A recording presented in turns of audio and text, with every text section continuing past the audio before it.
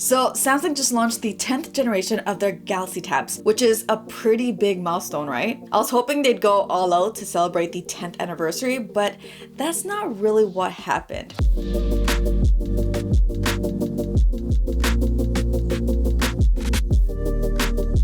Hi everyone, Thao here.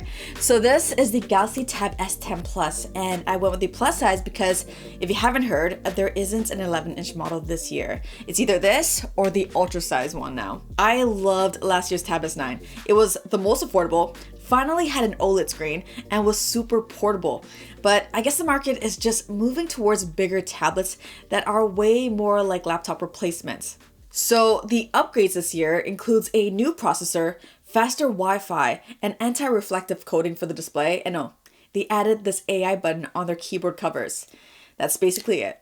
Now, I went with the slim keyboard cover this time around because I never felt like the regular keyboard was worth it, so I figured, why not? This one saves you some money, but you lose the trackpad. Not a huge deal for me since I prefer a mouse anyways, and the touchscreen is always right there.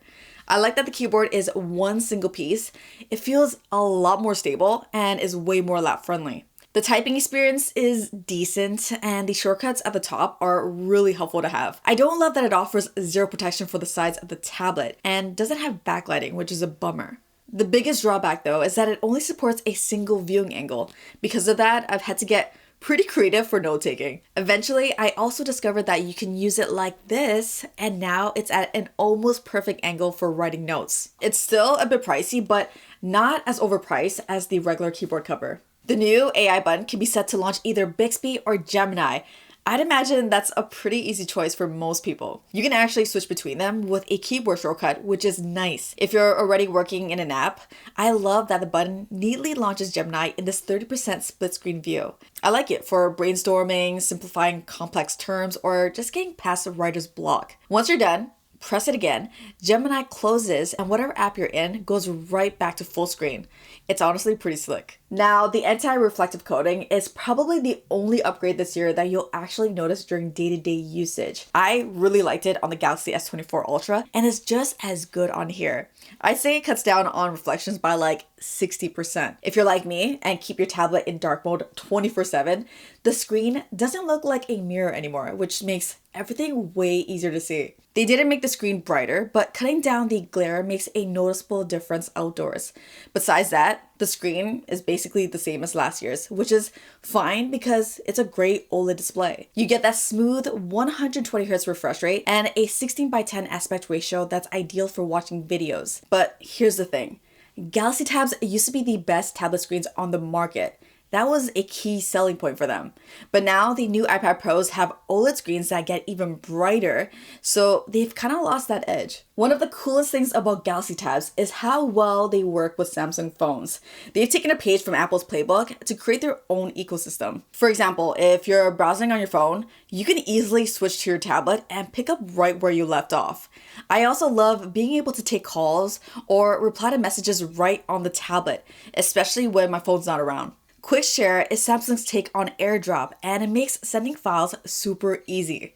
Then there's Multi-Control, which lets you use the tablet's keyboard and mouse on your phone. If you decide to buy Galaxy Buds 2, they'll seamlessly switch between your phone and tablet based on which one you're using. And if you're on a Windows PC, you can actually use the tablet as a second screen for your laptop or desktop, which is nice. That said, my dream feature would be for Samsung to take a step further and let us use these Galaxy Tabs as a portable monitor. If you're into multitasking, these tablets are where it's at. Out of the box, it's basically the same Samsung smartphone experience, but you've got a much larger screen to play with. You'll likely run into apps that aren't optimized for the larger display.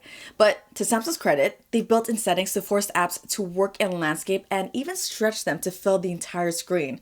It's not a perfect solution, but it helps. Lack of professional level apps is another big knock on Galaxy Tabs. We've seen some solid options for video and art creation show up over the past couple of years, but yeah, you don't get quite the same amount of high quality choices like you do on the iPad Pro. Last year, Samsung launched an updated version of DeX, and it's kind of like a hybrid mode now. By default, it opens apps in pop-up windows with a menu bar at the top, but everything else stays pretty much the same. Some love it, Some hate it. I wasn't so sure at first, but it's really grown on me. Because it remembers your window sizes, you can keep the non-optimized apps in phone-sized windows and stretch out the ones with tablet layouts. It's not as immersive, but at least the experience is a little more consistent this way. You still got the option to use the classic DeX mode, which is the one most people are familiar with. It makes the tablet act and almost feel like a computer. It's still Android under the hood, so don't expect to run actual Windows programs on here. But hey, with a keyboard and mouse, it can totally replace a laptop for the simple stuff. As usual, the tablet includes an S Pen that can be charged along the back here, but can also be mounted along the top for quick access. It's not the most premium feeling pen, but it pairs really well with the Samsung Notes app. I love it for note taking. It's responsive, comfortable to write with, and if you've got a Samsung phone, it'll sync notes across both devices. AI is everywhere this year, and of course, they've brought all the Galaxy AI features to their tablets, including sketch to image, which makes a lot of sense with the S Pen. It lets you add fun visual elements to your notes, even if you can't draw. The Smart Select tool also received an overhaul to make it a little more intuitive to select stuff with the S Pen. You can now just tap, scribble, or circle anything on your screen to select it. Then you're able to adjust by dragging these handles. From there, you can do things like create a GIF from a video, extract text from images, or pin it to your screen for quick reference. The Tab S10 Plus comes in 2 storage options paired with 12GB of RAM. What's nice is they still support expandable storage, so you can pop in a microSD card when you run out of space. The most controversial change this year has got to be the switch to a MediaTek chipset instead of a Snapdragon one. Samsung is getting some flack for this because MediaTek isn't usually a name associated with premium devices. But hey, times are changing. It scores slightly higher in benchmarks, and after spending a lot of time with the tablet, the day-to-day performance has been flawless. I've heard that it's not great for emulators. I personally don't emulate games, but if you do, maybe do some research before buying. My only question is, will they switch back to Snapdragon next year, or is it going to be MediaTek moving forward? Now, the battery life was initially very underwhelming. For the first few days, I was getting around 4 to 5 hours of battery life, which is pretty terrible. After letting the battery optimize and do its thing, I'm getting a more respectable 7 to 8 hours per charge now, which is right around what I was getting on my smaller Tab S9. For reference, watching YouTube at 50% brightness on Wi-Fi, it drops about 10% an hour, so that means it'll last for around 10 hours. As for charging, it takes about an hour and a half to fully charge from a dead battery with a 45-watt charging brick, which is not included in the box, by the way.